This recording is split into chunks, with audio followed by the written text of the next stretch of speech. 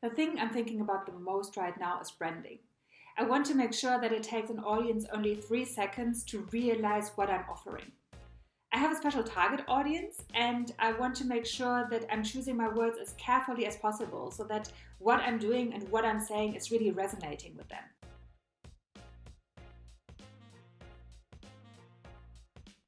I've been reading a lot of books recently about branding and online marketing, and I would say, at least on Twitter, I'm doing a pretty good job. So watch until the end of this video for my top 3 branding books. And also in case you want to hear more about my experience on how I built a business while I'm still doing a PhD and how I grow my audience, especially on Twitter, but also on YouTube, then be my guest and subscribe to my YouTube channel.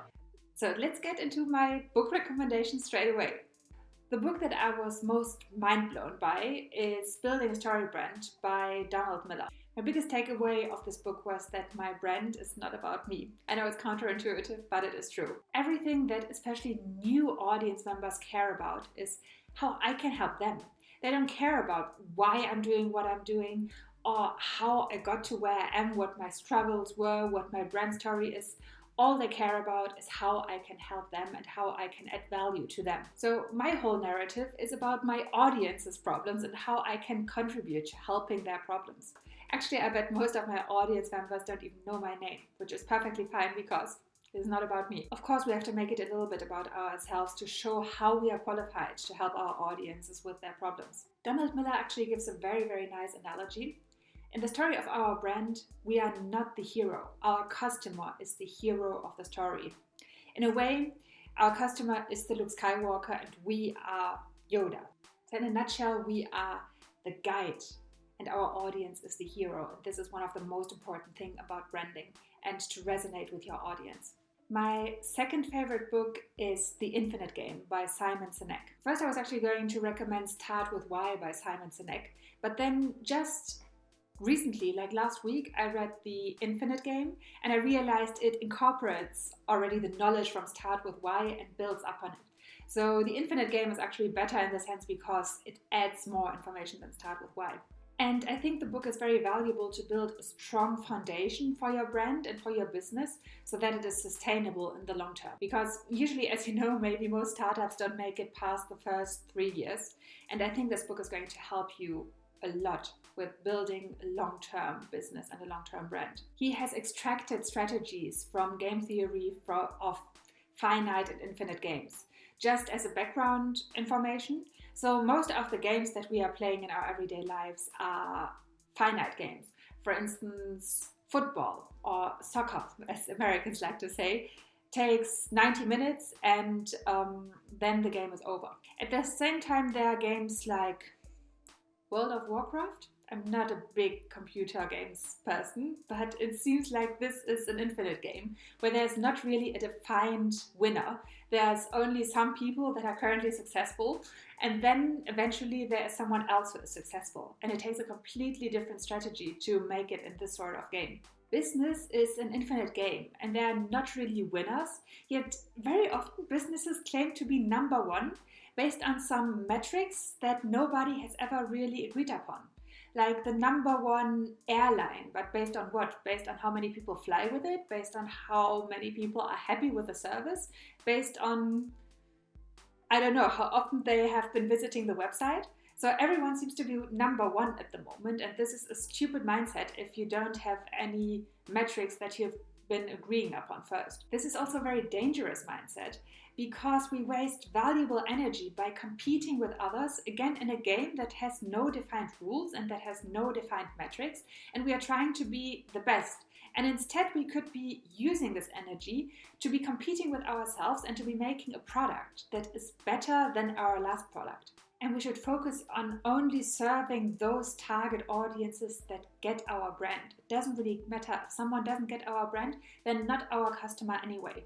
As soon as you realize that you are not in a game that is winnable by only focusing on one area or on one metric, then this opens up your perspective for new innovation. For instance, Apple was not competing for the best MP3 player, and this allowed them to come up with the iPhone, which actually rendered every MP3 player useless because everyone is now these days using their phones to play music.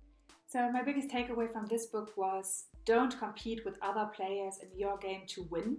Only compete with yourself to become a better version of yourself and to make your business a better version than it was before. Before I come to my third favorite book, here are 2 honorable mentions that didn't make it in the top 3, but still are worth giving a short shout out. The first one is #Girlboss by Sophia Amoruso, and I've listened to this book probably 20 times because it gives me so much motivation, and I just love how much drive she had, especially in the beginning of her career. She started actually with an eBay store for vintage and has built a multi-million-dollar company for clothing, multi-million-dollar website.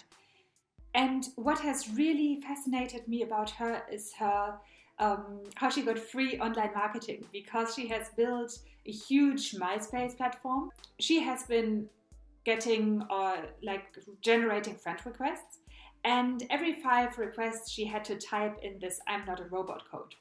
And I love this because this way she got like thousands of friends on MySpace, and it reminds me very much about me, because she said only a robot would usually be generating as much, and nobody would have expected that there is a girl behind the screen patiently typing in those codes every 5 people.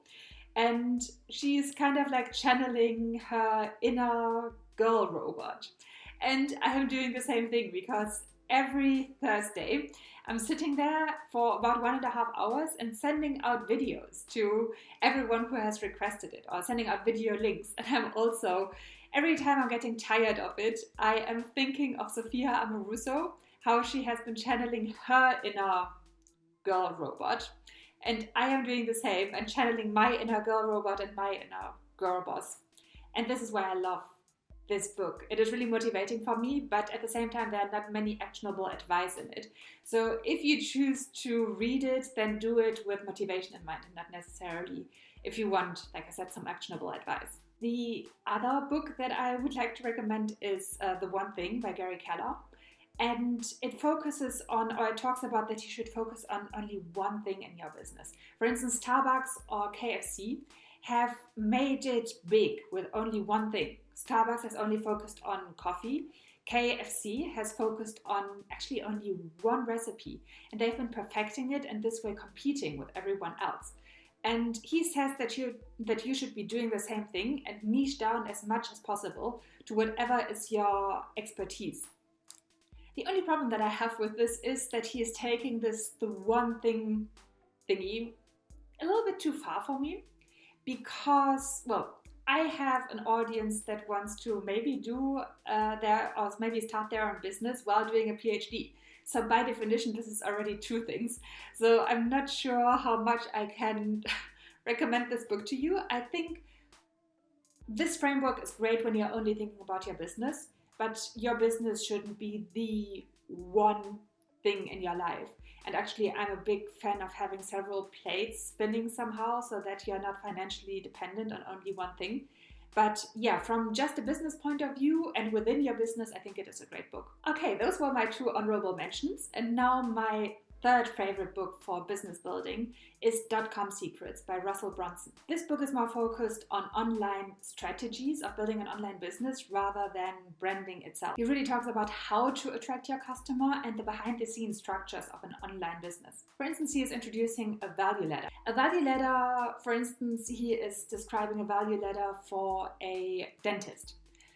So the idea of a value ladder is that you are starting with a small offer or even a free offer, and this is getting the customer into the door.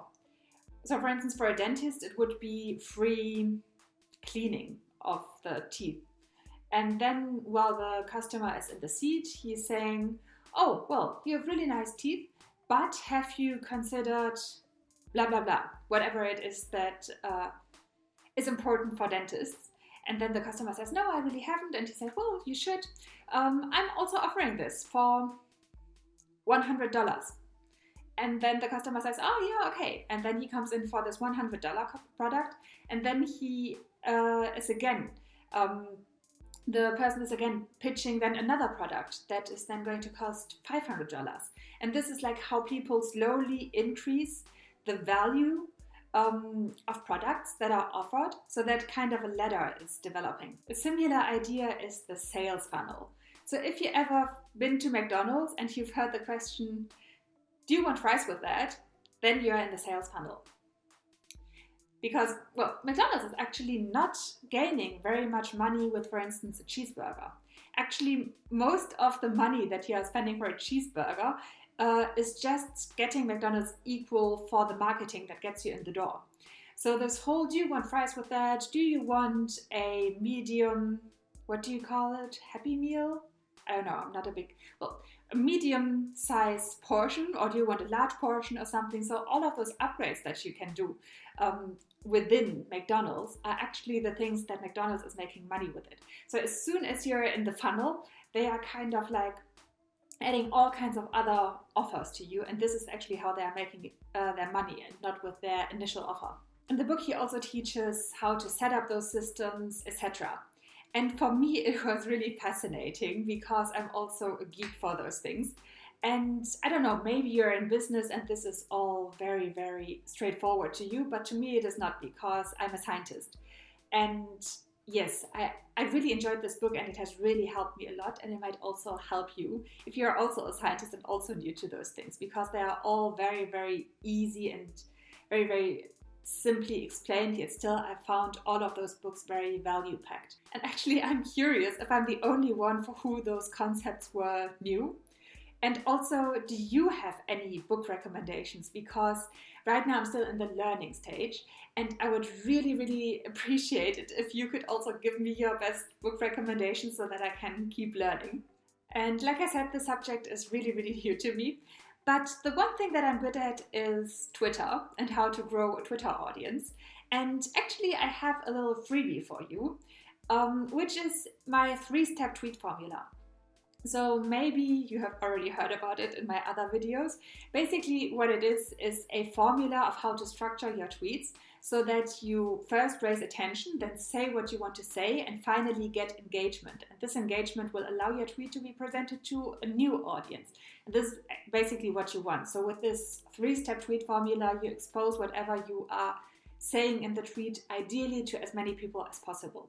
And the way to get it is actually, I will link to it down below in the description box, and you can just enter your email address and the PDF will be sent straight to you.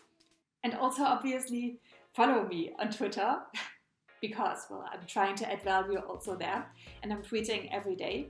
And yes, it would be great to connect with you there as well. And other than that, please also subscribe and like this video. This is helping me a lot with the algorithm. So if you liked the video, if you disliked it, by the way, give me a dislike. This way I also know, but generally every engagement is valuable for me. And yes, with this, I wish you a great day, and I hope to see you in the next video. Bye.